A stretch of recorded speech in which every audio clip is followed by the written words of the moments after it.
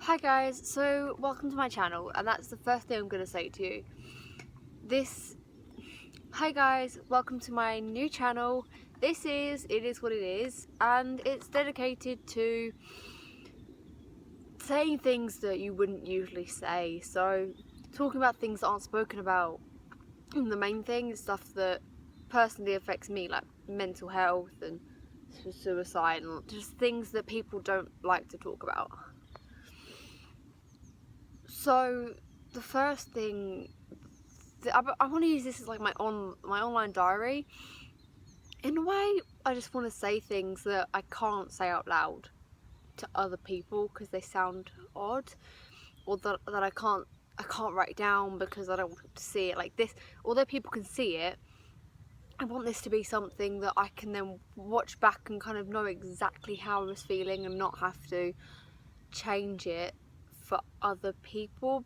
So I am bipolar, and it basically means that I have weeks or days or just periods of time where I'm really happy and like carefree and everything's great in my eyes, and then I have days where I just feel like absolute shit. And that's hard enough to control, and it is, but like on its own. But when I'm on a high, which I have been for the past couple of weeks, I feel so great, but the littlest thing can send me into a complete shutdown, and I will be on a black week the whole week. I will be gone. You won't get anything out of me. I'll be completely dead to the world. And that happened today, so I've been on a complete high for a long time, and my friend, I couldn't find him. He'd gone off, and I'd asked like, oh, where is he? And he wasn't picking up my calls, and I was starting to get a bit worried, but I know he'd gone off with some friends, so I was like, it's okay, it'll be fine. Because obviously happy, carefree Mia, it's absolutely fine. Doesn't matter, it's all good. But it wasn't all good. I got there and I sat down, and they were talking, and the girl who was with him was like, oh, he's like fine, he doesn't want to talk to it. I might talk to you about it. So I'm getting really worried. And he said to me, in these were exact words, were, it's really hard for me, I don't want everyone knowing, I need to get help before I tell everyone. And for someone who has been through mental health issues and has had issues with suicide, self-harm, as you can see, like still having problems with the self-harm and especially the suicide bit. But for someone who's had them problems, you kind of understand when someone says they need help.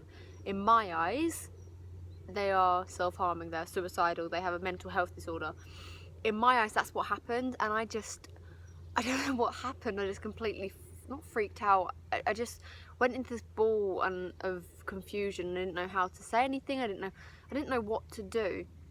It was just all, so after a while, like, he still didn't want to tell me, he just wasn't ready to talk to me, and I just came to the conclusion, like, it's okay, you don't have to tell me, it's all good, because I'm trying to be the happy Mia that everybody knew and that everybody loved, and I was trying so hard not to crawl up into my little ball of hatred and like hell and just rubbish. I'm trying so hard not to get into that, and in the end I was just like, screw it, I'm gonna go up to my lesson, I've got to leave, I've got to get out of here.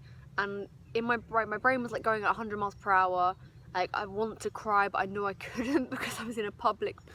So I went on to English and I stood in the corridor for a while, and then I was like, I could hear them coming around the corner, and I just was not ready. In the corner, and I was just running like everything from my head, so I went the other way, like, because our corridor's going like a figure of 8 kind of thing, so you could come around one side and someone come around the other side and they can't ever see you.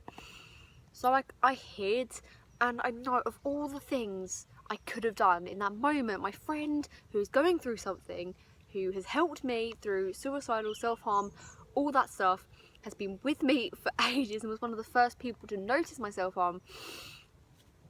And I ran away from him, and in my head that was the right thing to do, but looking back at it now, because this happened just earlier, looking back at it, that was the stupidest thing I could have done, because he needed me, and he's got a problem. If you've got a problem, the last thing you do is want people to think that you're horrible and that you shouldn't have that problem.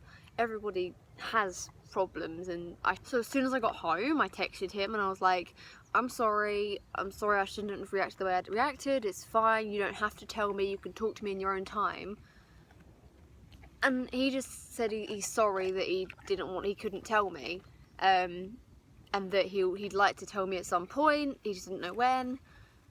And I'm still so confused because in my head, and I know, I need to put my mind at rest, because I'm thinking he's self-harming, suicide, and then I'm also thinking, like, one side of me saying I need to help him, the other part of me is going through every single possibility of what could be wrong with him and what problem he could be facing. So like, I'm going, oh, he could be suicidal, he's self-harm, he's got all these mental issues, oh my god, it's all going wrong, maybe he's got a serious illness. My mind is running 100 miles per hour, it's like a fucking motorbike, just round and round and round, and I can't stop it. That is the problem with it, I just can't fucking stop it.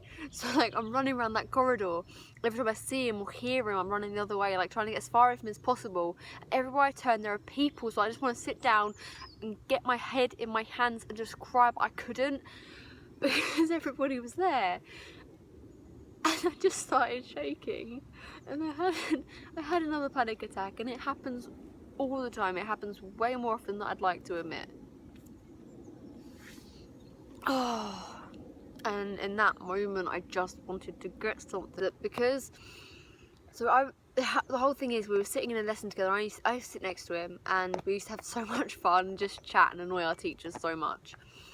And then one day, it was ridiculously hot in the classroom, and it was just after, I think it was like the first time I'd fully stopped and had a proper, full-on, fuck my life relapse. And I pulled my sleeves up because I was boiling hot, I was sweating, and I just couldn't deal with it anymore. And I thought because my scars got like a dark purple colour, I thought they'd gone. And I just thought, oh fuck it, and I kind of forgot about him. It had been quite a long time. And Ronald sleeves up, and he saw, and he came up with this thing of like one question a lesson. He was genuinely caring. He was like, do your parents know? Does this person know? Does that person know? Don't worry, I won't tell anyone, I just want to make sure we're okay.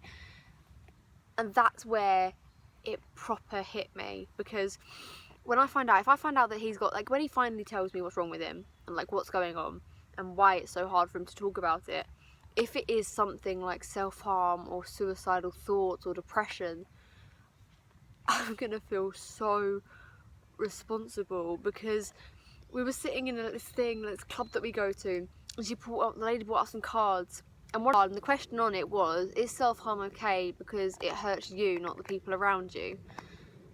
And he looked right in my eyes, like genuinely he looked right in my eyes, and he said, it does hurt the people around you. I